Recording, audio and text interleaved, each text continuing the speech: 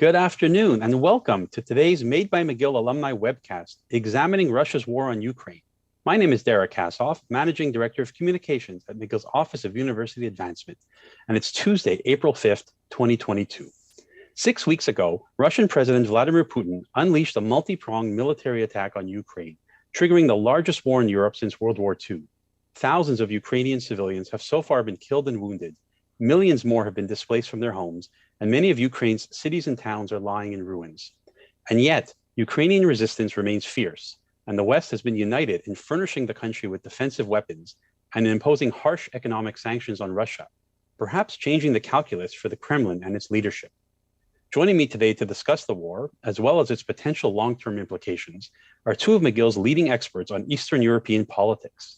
It's my pleasure to introduce them. First, we have Juliet Johnson, who's a professor in the Department of Political Science, whose research focuses on money and identity, particularly in post-communist Europe. She is also the author of the award-winning book, Priests of Prosperity: How Central Bankers Transformed the Post-Communist World. Welcome, Professor Johnson. Thanks, glad to be here. Great, and we have also Maria Popova, who's an associate professor, also in McGill's Department of Political Science, as well as the Jean Monnet Chair in Europe and the Rule of Law. She has written extensively on the intersection of law and politics in Russia and Ukraine. Among her latest articles are Putin-style rule of law and an award-winning article on Ukraine's judicial reforms after Maidan. Welcome, Professor Popova. Good to be here. So we certainly have lots to talk about over the next 60 minutes or so. Before we jump into today's conversation, I would like to give a shout out to a group that is very dear to all of us at McGill. That is the Friends of McGill, an independent nonprofit organization in the state of New York that facilitates charitable giving in the United States in support of the university's mission. And most relevant to our conversation today, they were among the groups suggesting we host an alumni webcast on this very important topic. And of course, a reminder that if you're watching live today and have questions for our panelists, you can send them to us by email at aoc@mcgill.ca, and we'll do our best to address them to our guests. So let's get started. Before we tackle the specifics of Russia's current war in Ukraine, perhaps we should begin by taking a step back to examine how the last 30 years have taken shape in Russia and post-communist Eastern Europe, and how developments dating back to the breakup of the Soviet Union may in fact be playing a big part in what we are seeing on the ground today in Russia and Ukraine. So Professor Popova, maybe I'll start with you. I guess my question is, first of all, why are you so fascinated by this part of the world? And what are some of the key political and economic developments of the last 3 decades that we ought to be considering as we try to understand the decisions that have led to this war in Ukraine?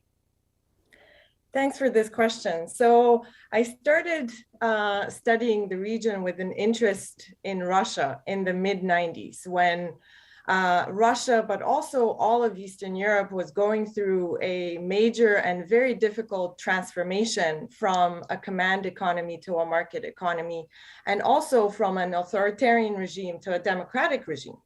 So I started with this interest in Russia, and because I studied comparative politics, I wanted to compare Russia to another country and see how reforms were going in the two countries. And so I chose Ukraine as a country that is very similar, or at the time was very similar to Russia, had all of this shared history. We're going through a hard time transforming. So initially, that was a good comparison, but really over the years, what has happened is that Russia and Ukraine have taken two very divergent paths. And that's part of the reason why we are observing this horrible war today. As Russia became more and more authoritarian, more turned inwards, more revisionist, Ukraine went through several rounds of democratizing reforms and moved closer to Europe. And this divergence between the between the two countries that were formerly part of the same state, have a long history together, this enormous divergence over the last 15, 20 years is really at the root of this conflict today. Great. I'm so glad that you mentioned that. And it's a great introduction to the conversation we're going to be having over the next little while. Professor Johnson, maybe I'll just stick with a similar theme for you and ask you maybe to talk a little bit about Russia's transition away from a communist Soviet system and how this may have differed from the experiences that have played out in other Eastern European nations, as Professor Popova just said. And it feels to me also like whereas much of Eastern Europe has made a hard turn away from the sort of Soviet-style pasts, be it by purging the old leadership from power or removing former spy chiefs from civic life. It seems like the experience in Russia proper has, in fact, been quite different. So is this accurate? And is this an important distinction that we should be contemplating as we try to understand Vladimir Putin's thinking of the last few years, culminating in his invasion of Ukraine? Yeah, absolutely. And I'd say to really understand this, the difference between the East European and the Soviet and the Russian transitions, you have to go back a little farther. You have to look at the incorporation of these states into the Soviet system itself. So if you remember, most of Eastern Europe only became part of the so-called Soviet bloc during and after World War II.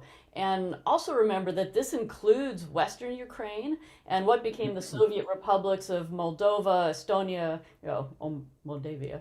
Moldova now, Estonia, Latvia, and Lithuania. And this incorporation was a result first of the Molotov-Ribbentrop Pact in 1939, and then the Sovietization of the whole region after the Red Army swept in 1944, 45. So the Soviet history there is much shorter and much different than that of Russia.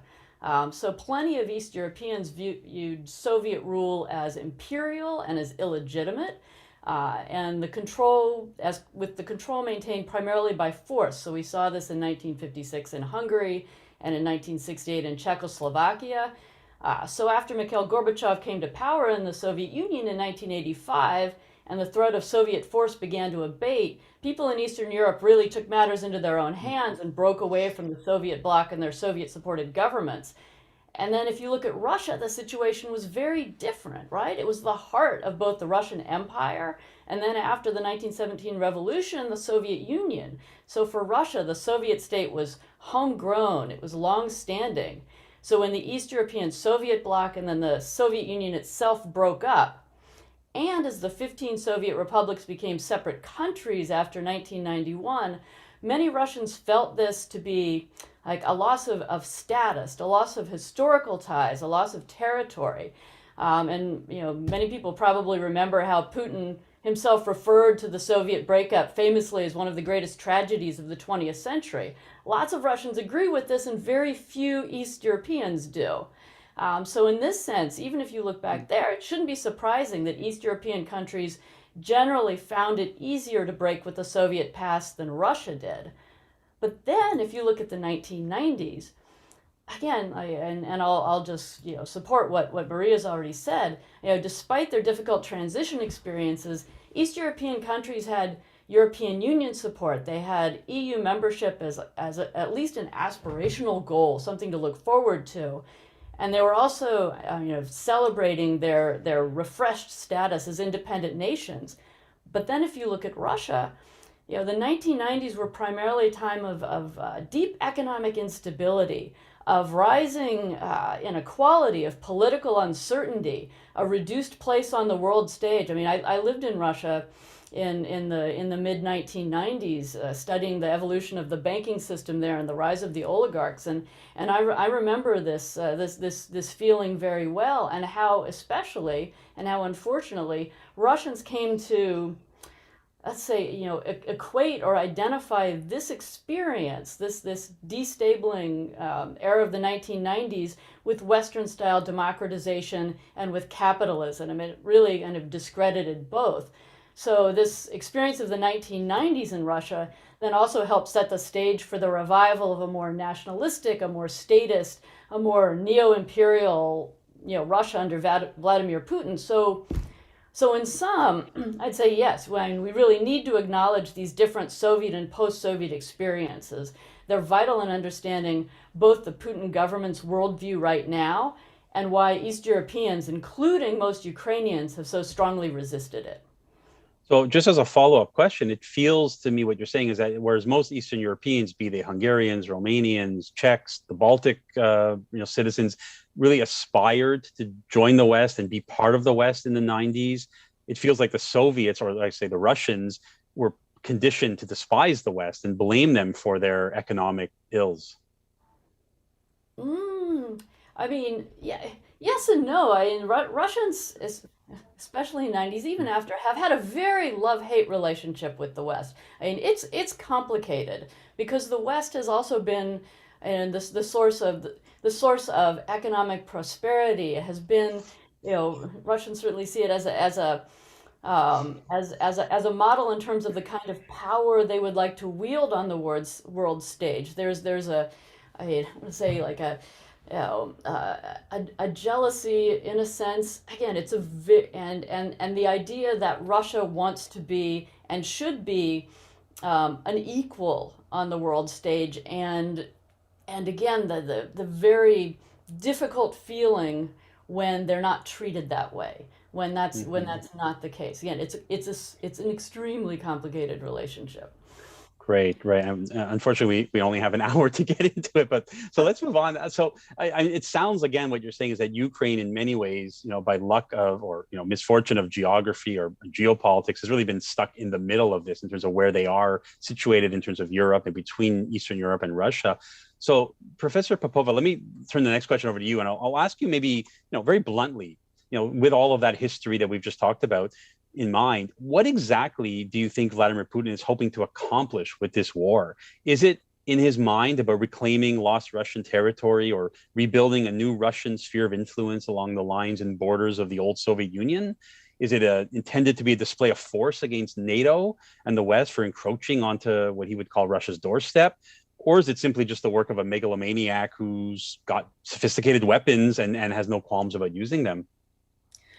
I mean, to some extent, it's a combination of all the things that you mentioned. But I think if we have to sort of front load some of the causes as much more important than others, we should start with imperialism, neo-imperialism as a cause. So one of his main reasons for launching this war is his deeply held conviction that Ukraine is not a separate nation. Ukrainians are sort of wayward Russians that have been sort of lured to the West by the West. And Russia needs to reclaim this territory because this territory should never have been separate from Russia. That's a major leading reason. There's also a deeply held hostility to democratic governance. And as Ukraine has become more and more democratic over the years, it has had frequent changes in government, sometimes through popular mobilization. This is deeply, deeply scary to an authoritarian leader like Putin. It gives, especially because the Ukrainians are so similar in some ways to Russia and have this shared history, in his mind, this makes this example of Ukrainian democracy particularly scary, particularly galling to him. And he blames it on the West he blames the West for sort of luring Ukraine into its embrace. So it is much more about his conviction that Ukraine should not be an independent state. This is, in my opinion, the driving force here. And sort of pushing back the West is kind of the result of this as opposed to the cause. Mm-hmm. So let me just pick up on that. Based on what you're saying about what Putin's mindset is and his historical thinking about Ukraine's role within the Russian sphere of influence or being part of the Russian motherland in some cases, did he truly expect that his army would be welcomed into Ukraine, with roses and open arms? And if so, how did he miscalculate this so badly? I mean, yes, he really truly expected that Ukrainian, if not the Ukrainian government, actually the Ukrainian citizens would treat Russian soldiers as liberators. That's why when he launched this, he thought it's a special operation, not a war. It would happen extremely quickly. He would take out this Nazi government in Kiev, and and replace it very easily with a pro-Russian government. And I think I wouldn't necessarily call it a miscalculation in the sense that it's not that he didn't have the right information about the Ukrainian state and about Ukrainian society has been there available to him. It's just that his worldview of Ukraine as not a real country does not actually square with this information that was coming out of Ukraine. So he thought that this is all propaganda, that it is basically Western imposed propaganda on the Ukrainians. And as soon as he was rid of this pro-Western puppet government, as he saw the Zelensky government, the Ukrainian population would, of course, welcome Russian invasion. Yeah, well, let me follow up on that too, because I mean, he did believe this and does believe this, but also, and it's important to realize that Putin's own circle of close advisors has been getting smaller and smaller over recent years. And they've become so the people around him, the people that he listens to, the people that he sees, they're very much less his old friends who are in kind of the economic liberal camp, much more the kind of the what we call the Siloviki, the people in charge of kind of defense, foreign affairs. And the security services, of course. And so, if you listen to fewer people and people with who very much share your particular worldview, particularly the anti-Western part of it, again, it's a self-reinforcing mechanism that's become especially strong under COVID because Putin has also very much isolated himself for germaphobe reasons as well. So he's in a sense living in his own self-constructed bubble. Right. So are either of you surprised by how fierce the Ukrainian resistance has been, both militarily and I guess you would say spiritually, or in spirit? Not at all. Not at all surprised. In fact, I wrote with a colleague before the invasion started that there is no way this plan of installing a puppet government quickly will work, because not only is the Ukrainian army stronger than what Putin expected, but clearly all the signs were already there that all of Ukraine's population, not only in Kiev and in the West, but also in Eastern Ukraine, would resist Russian occupation with all that they've got. And this is exactly what happened. So anybody studying Ukraine really was not at all surprised by this level of resistance. What has been sort of the only part that's been somewhat surprising in an inspiring way is that the Ukrainian army turned out to be even more well organized and well run than people expected. And once tested in this invasion, it has really delivered. No, interesting. I'm wondering, the other aspect which I want to bring up, which I think has been very helpful to the Ukrainian cause, has been the reaction in the West. I know you both sort of studied this and looked at sort of the comparisons between, Russia and the West.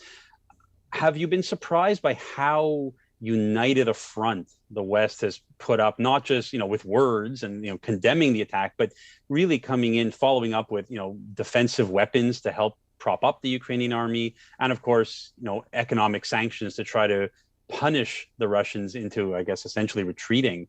Has that surprised you at all? Yes, but it doesn't matter that I'm surprised by this or if Maria's surprised by this. What really matters is that Putin was surprised by this, right? So, if you look at the sanctions, for example, the kind of the speed, the scope, and the level of international participation that we've seen, in sanctioning a major world economy is really stunning. The Russian government didn't expect that these kinds of sweeping economic sanctions would be imposed in this kind of rapid, unified way by countries across Europe and North America, including places like Switzerland, right? So, and you can see this in their in the strategy that they had built up after 2014 and after the Russia had annexed Crimea, because there were sanctions on them, and they expected that sanctions might increase in future for some reason, like perhaps this.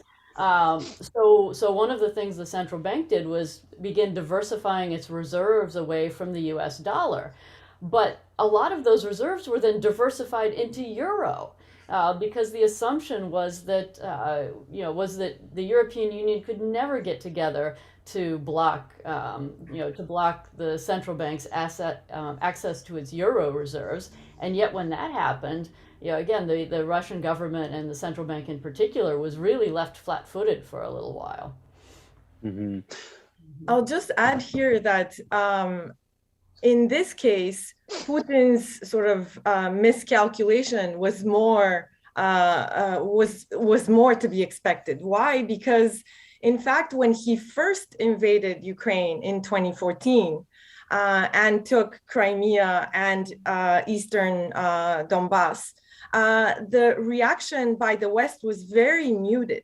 I mean, some sanctions were imposed, but basically the West told the Ukrainians at the time, don't resist. Please don't turn this into a war.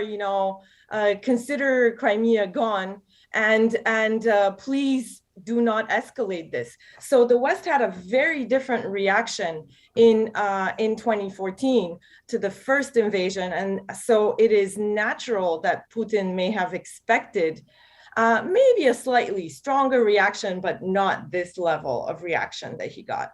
Yeah. So let me.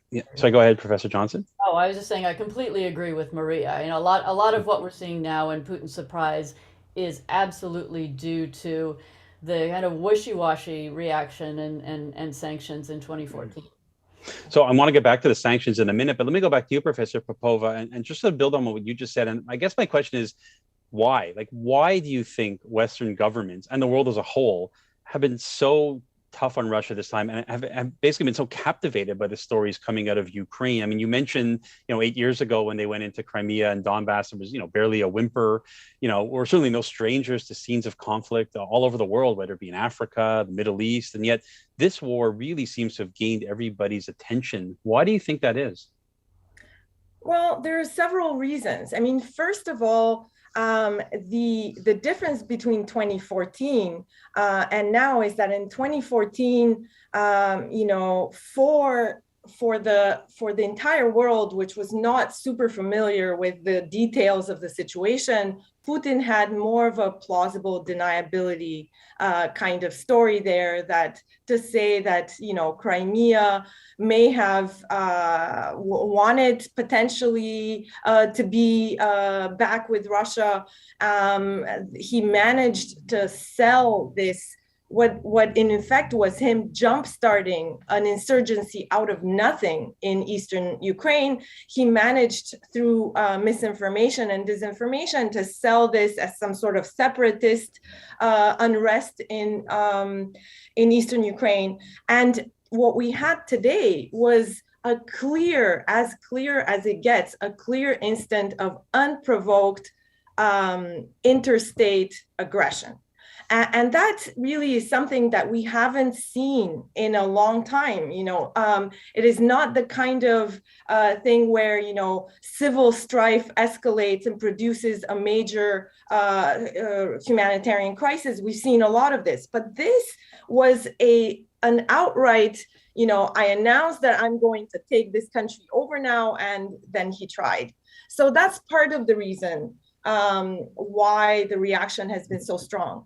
Also for Europe, however, specifically, part of the reason the reaction has been so strong is that so many people, so many countries in Europe identify with the experience of a Russian invasion, since they have experienced this in World War II. And in Eastern Europe, in later years as well. You know, think Hungary 56 and Czechoslovakia in 68.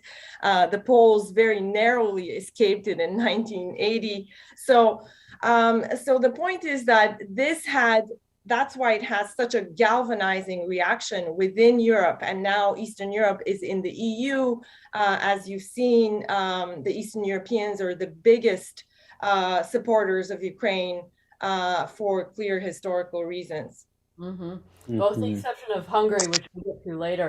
But I also want to I also want to mention, you know, Volodymyr Zelensky and his amazing PR team, right? So everything from in February 26th, when when he was offered, like, hey, would you like to get out of the country? And he famously says, you know, the fight is here. I need ammunition, not a ride. Speaking regularly to the Ukrainian people from Kiev on his cell phone, walking around, showing, look, I'm still here. We're still fighting. And also appealing directly to the parliaments of the world with tailored messages. I mean, messages designed not just to have, make parliaments feel sympathy for Ukraine, but to relate the Ukrainian experience to particular experiences in the lives of those countries, citizens and histories. And you also, he was on the Grammys the other night, right? So he's bringing home this message, right? It's David versus Goliath. It's good versus evil. It's and there's a lot of truth to that. And there's a lot of truth to that. And there's a lot of truth to that, right? So, so Zelensky is the man of the moment, and he's his individual charisma, presence, his team's organization has done a great deal to focus the world in the way that it should be focused, on this invasion. Great, and I don't want to date myself, but I think Zelensky was about the only name I recognized at the Grammys this weekend. So, just a reminder, if you have any questions for us, you can send them in to us by email at aoc@mcgill.ca. We received a few questions already. There was actually a long one that came in from Harry Chung. I won't read the whole thing, but he's actually asking, I guess, specifically about the economic sanctions, which is something I wanted to touch on too. And maybe I can go back to you, Professor Johnson. I know this is one of your areas of expertise. And I guess what he's getting at, what I'd like to get is, will economic sanctions like the ones we've seen, will they ultimately work? And I guess maybe a second question is, we've seen so much emphasis on targeting the Russian oligarchs. And I'm curious about what the strategy is at play there, and how does that sort of, fit in with sort of the more general sanctions that we've seen imposed on the country? Yeah. Okay. Well, I will try not to take up the rest of the half hour talking about sanctions. This is my area. So stop me if I go on too long. But let me start with talking about what general sanctions are in place and what aren't. And then with that groundwork, we can talk about whether or not they work and what it means to work. So again, if we look at the range of sanctions, as I've mentioned, for me, the most important is that the Central Bank of Russia has lost access to nearly half of its, about 630 billion US dollars worth of international reserves. And so without those reserves, the central bank can't easily provide the government or businesses with the foreign currency they need to pay international obligations. It makes it harder to defend the value of the ruble. I mean, this is really central. But beyond the central bank, coordinated sanctions have included, banning several major Russian banks from the SWIFT messaging system. Note that not all. I mean, sometimes it's portrayed as, Russian banks are cut off from SWIFT. That's not true. Some of them are, but some key ones have not been yet. There have also been targeted financial sanctions and travel bans on a lot of individuals associated with the Russian government. This includes the oligarchs and the so-called oligarchs. This is interesting because yes, there've been targeted sanctions on many people we characterize as oligarchs. The oligarchs themselves complain that these are misdirected, right? So if the idea is that we're sanctioning them in order to get them to change the government's policy, they say, hey, this isn't going to work. We don't have access to Putin anymore, and that's true, right? Putin at best gives them orders. He doesn't listen to them. I'd say it still makes sense to sanction them because the oligarchs have helped to bankroll and legitimize the regime for many years, but sanctioning them isn't actually going to change much. Beyond that, you've also seen a lot of kind of non-financial sanctions like tariffs on Russian goods. You've seen a bunch of export bans, bans on transactions with a lot of state-owned enterprises. And then one more really interesting thing, which is private companies massively joining in. So these aren't government sanctions, but private companies deciding, hey, we want to leave or curtail our activities in Russia. And it's really over 600 companies to date have done this. And this includes a lot of companies with a really long-standing presence in Russia, like IKEA. So I do want to note that there, and as many of you probably know, there's a giant self-serving loophole in these sanctions.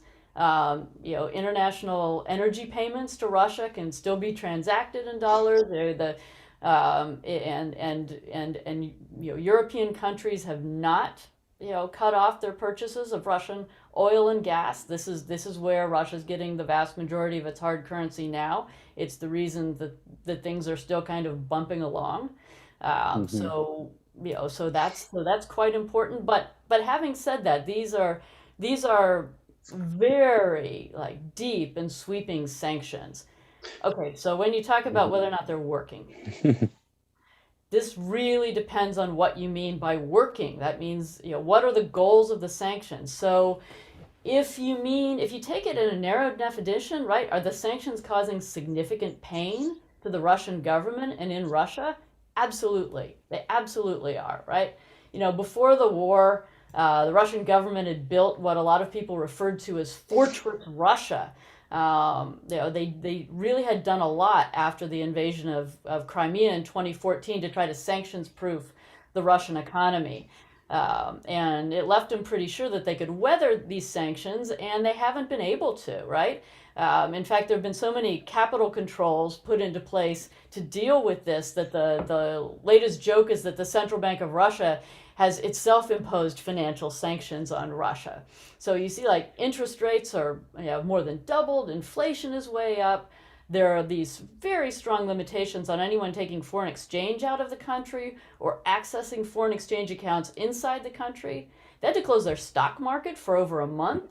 Russia remains in danger of defaulting on government bond payments in the near future. I mean, basically, this Fortress Russia has totally been breached, and for all intents and purposes, the ruble is no longer a convertible currency.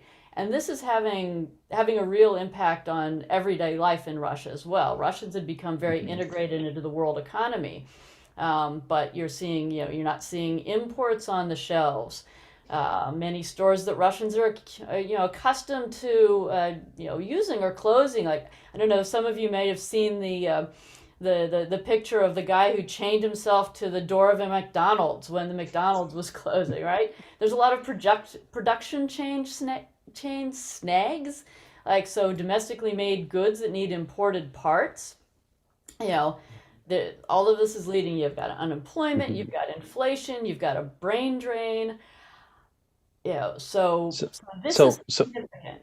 Yeah. So, but let me ask this question either to you or to you, Professor Popova. I mean, I guess the ultimately the question though is, does this matter for Vladimir Putin? Does he really care that the average Russian can't get a Big Mac or a new iPhone or a Schnuzu Fuzu from IKEA, whatever they're selling these days?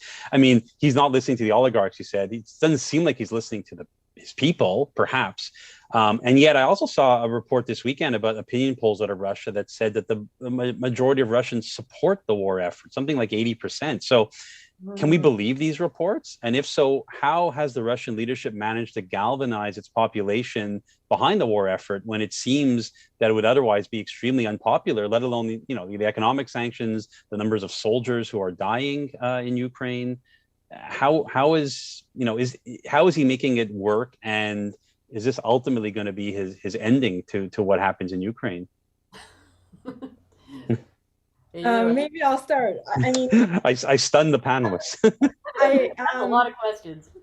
we don't really have evidence yet that that the sanctions are working in the sense of galvanizing the Russian public into opposing this war, which is the reason why they're sanctioned. The polls that you cited should always, sort of the numbers should always be taken with a grain of salt, because it's very, very difficult to have reliable polling in an extremely repressive regime as Russia has right now. People just refuse to answer. So what you get is that a lot of the people who will agree to answer are going to be the people who support the war. At the same time, however, we don't actually still have any real signs and sort of reliable signs that there is an organized and coming backlash against the government for waging this war.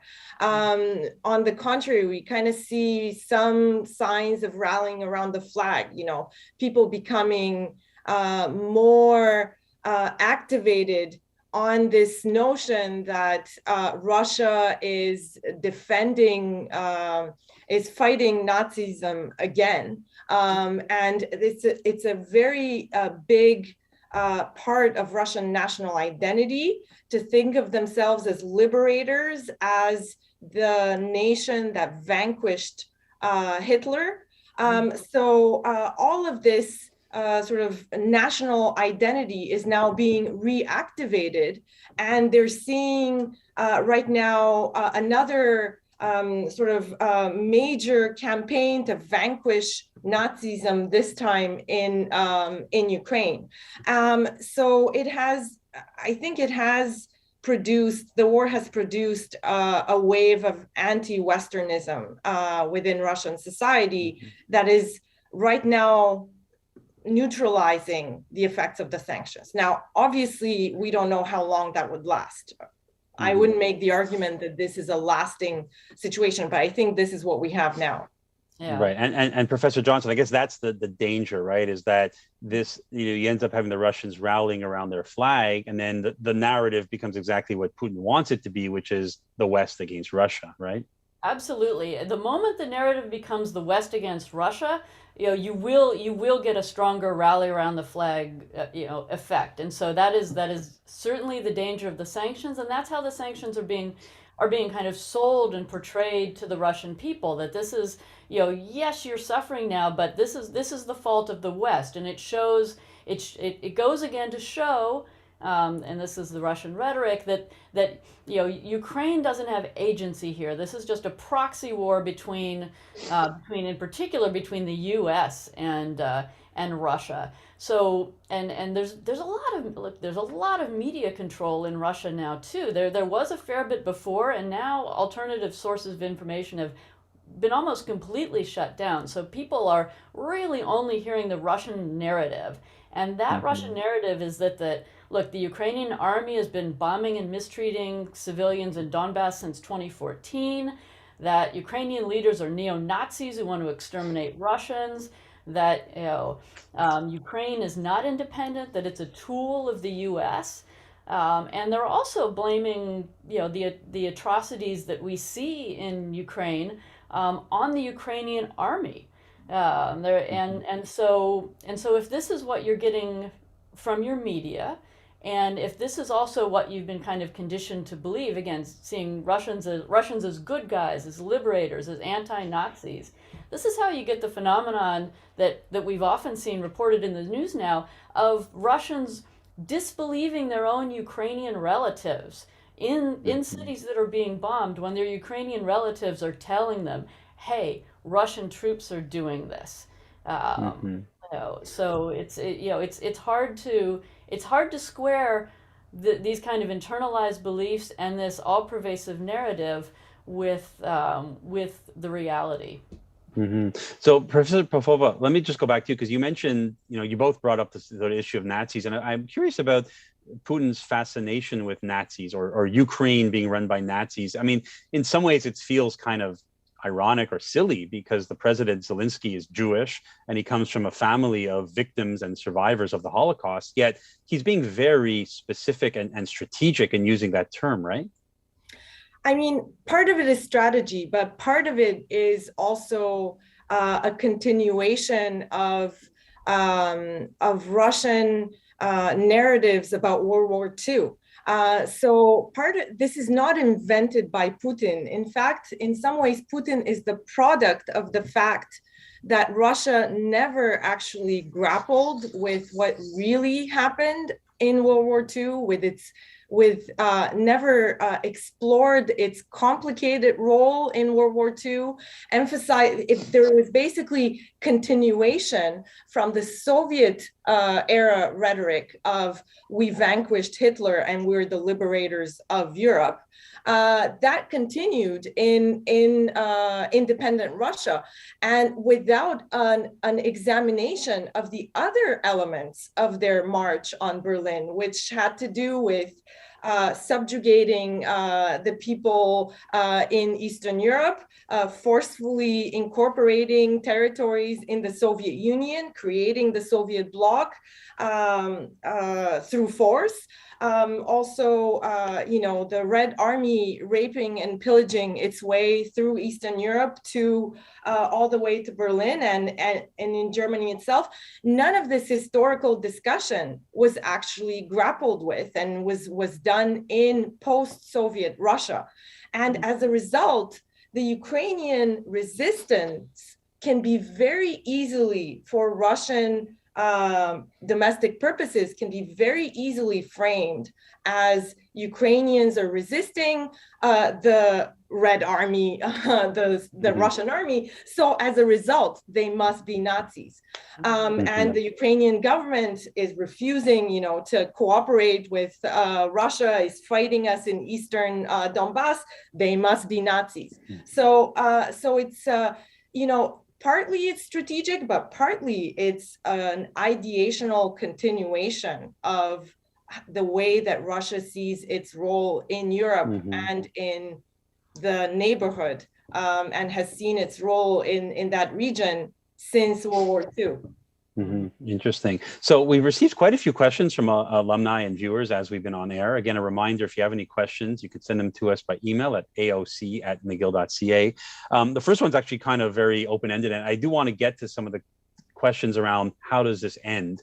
So this was a question that came in from Ludmila Gervan, who writes, she's asking if you have any suggestions or ideas for a next step in loosening Putin's grip on Ukraine. Very broad question. So I guess, I would add and say, like, what are some of the options? Is there, an exit ramp for Putin at this point where he could perhaps draw down his forces, claim some sort of victory perhaps, and sort of, leave the country? Is that feasible at this point?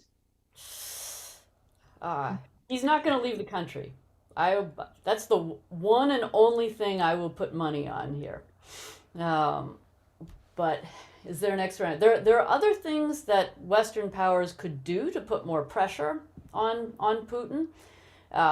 There are a lot of sanctions still left on the table. Again, cutting off access to oil and gas. There's also so-called secondary sanctions, which means you're sanctioning any country that has basically financial or economic relations with the sanctioned power, and that would bring China in a way that it hasn't been brought in otherwise. So again, there are some things that could be done economically, but is there an off ramp? Maria, I'll let Maria talk about this. You got some thoughts, right? I think actually we should have a conversation about how we change what we think the end of this war should look like. And actually, I think we need to step away from talking about off-ramps, things that allow Putin to come out with something from this war, and actually think about ways in which Ukraine and the West can communicate to Putin and convince him that this war is unwinnable for him, and also things that are going to increase the likelihood that he would not remain in power, like through sanctions, like through other ways in which we can foster sort of Russian society to turn on Putin. But the off-ramp discussion is really becoming less and less both less realistic, but also less legitimate the more this war goes on, because we see that what the Russian army is doing in the regions that they occupy. So ceding part of Ukrainian territory to Russian control just doesn't seem like a legitimate thing to do at all, and to push Ukraine to do, because we see that that when Russians are in control of these territories, they pursue what they think is denazification, de-Ukrainianization, but is now becoming closer and closer, not just to war crimes, but also to genocide, to a goal of basically exterminating the idea of a separate Ukrainian nation. Not every living Ukrainian, but the idea that there is a separate Ukrainian identity, which has a legitimate right to exist. So that makes off-ramping in terms of territorial concessions a really difficult thing to consider and to discuss right now. So it feels like what you're saying is that at some point this war will have a winner or a loser. We're not necessarily looking at a situation like in the Koreas, where we would have an East Ukraine that's part of the Soviet or Russian sphere of influence, and a West Ukraine that perhaps charts its own Western course. Right. We really should not be pushing for that, and we should not be supporting that as a solution, even if that may be something that Putin would go for. And the reason we shouldn't be supporting it is because there isn't actually a pro-Russian constituency anywhere in Ukraine anymore who wants to be in Russia. We see people in occupied territories, in Kherson, in Donbass, protesting every day with Ukrainian flags and manifesting that they want their towns to be Ukrainian. So it would be a completely artificial partition, and a lot of these people will basically be abandoned to Russian repression and possibly genocide. Right. So, Professor Johnson, maybe this next question I'll turn to you. I know you'll probably want to answer. It comes from Melissa Eustache. Is there any way you see an embargo on oil and gas by Europe? Oh, I was more optimistic about this a little earlier, but the key actor here is Germany, and they have flat out come out and said that they can't afford it right now. Now that's not true. It would be painful, but all the numbers I've seen show that they could not only manage, but that it would make an incredible difference in the kind of pressure that's put on Russia. But they're not actually willing to make this sacrifice. Other countries in Europe might do it, but if Germany doesn't do it, it doesn't matter. And so this is where I think other allies really need to start putting as much pressure on Germany as possible, to say, hey, this is your responsibility. You're the only ones who can truly make a difference here. It's time to step up, back up your rhetoric with something real, and yes, something painful, but something doable. Now, it's also possible that they're waiting. The warmer it gets, the less the oil and gas matter to Europe. So the situation may start changing in another week, 2 weeks, 3 weeks, depending on the weather. But honestly, I mean, it's the longer Germany in particular waits, the less effective that kind of embargo would be. Great. So thank you, Melissa, for that question. Here's one that came in from John Forsey.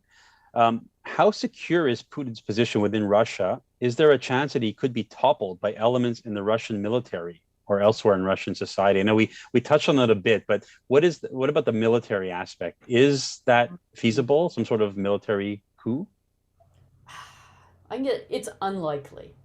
And again, one doesn't really want to make confident predictions about what's going on within Russian inner circles. Truly, we don't actually know. But the indications that we have from outside show, first of all, the military. You wouldn't expect a coup to come from the military. The military in Russia, and then formerly the Soviet Union, is actually not. This is not a Latin American situation where you've had regular military coups where the military itself is very politicized. That's not the Russian tradition and experience. So what you'd really need to look at are the security services. Are the security services, and there are several of them, I use the plural for a reason, are they interested, kind of willing and able in terms of collective action to get together and overthrow Putin? And they have no incentive to do so, right? They are empowered because he is in power. If you're gonna engineer a coup, you not only have to figure out how to organize to get rid of that person in power, you have to have an alternative that you are confident will work and that you will be satisfied with. And I don't see that right now. I don't see one that exists for that group. Okay, so we've got a few more questions. I'll try to get to them as quickly as I can in the next 10 minutes or so we have. This one came in from Jonathan Carson. We talked earlier about the disinformation campaign in Russia towards its own people. So he's asking whether or what is the best international approach to countering the Russian approach to information operations. So is there anything the West can do to counter the misinformation campaign by Russia? I mean, the West really should be putting more efforts into blocking Russian disinformation on social media, because Russian disinformation on social media is pervasive and it also undermines Western democracies. So the West has so far sort of out of freedom of speech issues and issues about how to regulate social media in the first place, that hasn't really been done, hasn't done much about it, but it is something that the West now has to think about creatively and hard, because it is because this is not this information flow from Russia is only going to intensify, and there are groups within the West that are very easily falling for Russian disinformation, and it has a very real effect on destabilizing Western democracies. So there have to be swift measures to try to control this. And that's probably a whole webcast on its own. We'll bring back our colleague and friend, Professor Taylor Owens, who could probably talk about that. This might be a tricky question. I'll throw it out. It comes from Bruce Clark. You can choose to answer or not. What is the reason we are not hearing about the complicity of the Russian Orthodox Church as a supporter of the war? We should be hearing about that. I'll take that, and all right. You have something to say on that too. Absolutely. And the Russian Orthodox Church has been, Putin has, this is not a new thing, right? Putin has for many years been promoting and bringing back the church as a major supporter, not only of the Russian state, but as a key piece of the narrative of what it means to be Russian, what it means to be a Russian nation. And the Russian Orthodox Church, for its part, has eaten this up, and they've been very much working hand in glove. So right now you see, and maybe Maria can talk about this, some fascinating splits within the broader Orthodox Church as a result of the Russian Orthodox Church's real complicity in all of this. Yeah, Ukraine is an Orthodox nation as well, and they have been, in fact, dealing with a challenge to Ukrainian identity coming from the Orthodox Church within Ukraine for the last 8 years. It has led to the split of the Ukrainian church into a pro-Ukrainian and a smaller pro-Russian faction. The pro-Russian faction, the pro-Russian Orthodox Church now is completely in a no-win situation within Ukraine because they are also Ukrainians. They don't like what's going on. But short of reuniting with the other church, which is difficult to do for all sorts of religious reasons, they're now backed into a corner. But yes, very much the Russian Orthodox Church is playing a really nefarious role here. Mm-hmm. All right, so we have just a couple more minutes left. Another question has come in. So I know just yesterday, in fact, President Biden essentially declared Vladimir Putin a war criminal based on the scenes we're seeing in Bucha and elsewhere. So this question came in from William Glanville.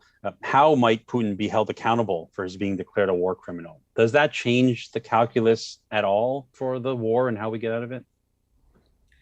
So the likelihood that Putin would be brought to an international court, sort of like Milosevic, is probably very low.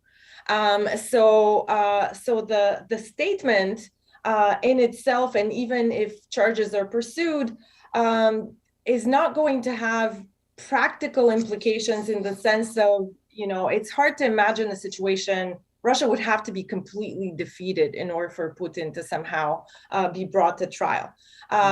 More likely is if some charges are filed that his ability to travel will be restricted, but he's not a big traveler anyway.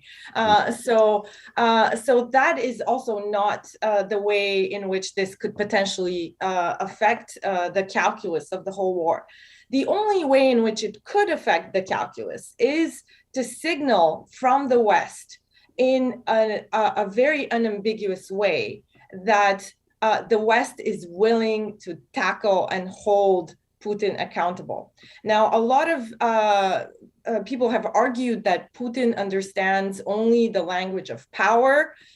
You see, if you've seen, for example, former oligarch Khodorkovsky, who spent nearly a decade in prison, imprisoned by Putin, he has particularly explained this very well, that Putin understands only the language of strength, and he will back off only if there is a really strong response. So there's a possibility that war crime tribunal of some sort and charges against him may be in a way perceived as this language of power and strength, and may affect potentially his calculus. Great. All right. Well, we have so many more questions that keep coming in, and I had a whole bunch more I wanted to talk about: the elections in Hungary, the role of China. There's so much more. So one question I may put to both of you is, and I hope to say yes, is I hope you'll agree to come back at some point down the road for a second panel on this, because like I said, there's so much more and facts changing on the ground so quickly. Maybe in the last 2 minutes we have, I did get a request asking if we can end on a positive note. And I like to sort of end these webcasts on a positive or optimistic note if possible. So if I gave you each 60 seconds, is there anything that we should be thinking about that perhaps provides some cause for optimism as we go through our now 7th week of this war in Ukraine? Professor Johnson, do you want to take a first shot at that? Well, I mean, I'll spin this in my typical optimistic, pessimistic way, right? Let's look at what Putin has accomplished in the past month or so. Here, the master strategist, right? He has reunited and reinvigorated the European Union and NATO's Atlantic Alliance. He's showed the world the weakness of the Russian military. He's made a national and international hero out of President Zelensky, a former comedian whose approval ratings were really low before the war. He's now getting these standing ovations in Western parliaments. He's turned the Ukrainian people not only against Russia, but made them more united as a nation than they've ever been in the past. And he's actually jeopardized the Russian alliance with China. So I think, again, if you think about it in this way, there are some positives you can take from this experience. Okay, great. And Professor Popova, if I put that challenge to you as well. I think what I'll say is that Ukraine is stronger than people realized. And rather than thinking about ways to off-ramp and to think about how Ukraine could compromise, people should really start thinking about how Ukraine will prevail and will eventually win this war. Okay, well, let's leave it there. I think that's a great optimistic tone to end it on. So that does wrap up the time we do have for today. Before we close, I would like to remind you that this video will be available at this very same link soon after our recording ends. So do feel free to share it with others who may not have been able to tune in live. I would, of course, like to extend my deep gratitude to our two panelists today, Professors Juliet Johnson and Maria Popova, for joining us and offering really some incredible insight and perspective into the war in Ukraine. Although these are indeed scary times, I'm heartened to know that some of McGill's smartest minds and most eloquent professors are working hard to understand and explain the conflict for all of us. And of course, please stay tuned to your McGill email and social media feeds for more updates on alumni webcasts like this and much more great alumni programming online and in person. Until then, please stay safe and be well. Thank you.